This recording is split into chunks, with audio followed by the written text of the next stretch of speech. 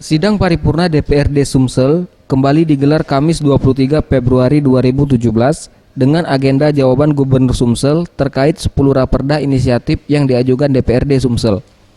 Dalam paparannya, Ishak Meki, Wakil Gubernur Sumsel menyampaikan, Pemprov Sumsel sangat menyambut baik 10 raperda inisiatif yang diajukan DPRD Sumsel.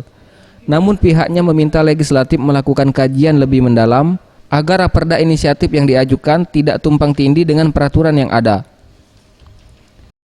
Sehubungan hal tersebut di atas, kami mengharapkan agar permasalahan ini dapat dikaji ulang secara lebih mendalam dari segala aspeknya, sehingga rencana pembentukan BMD ini hendaknya betul-betul telah melalui pengkajian yang cermat.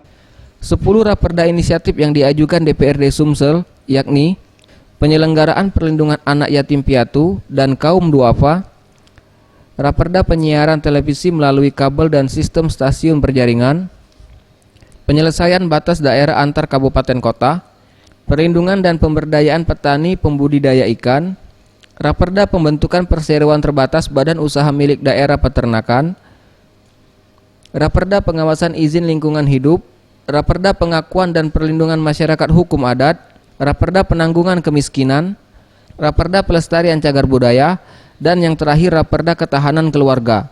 Rapat paripurna terkait 10 raperda usul inisiatif DPRD Provinsi Sumsel akan dilanjutkan kembali tanggal 6 Maret 2017. Anugerah Sandi Pratama, Sriwijaya TV.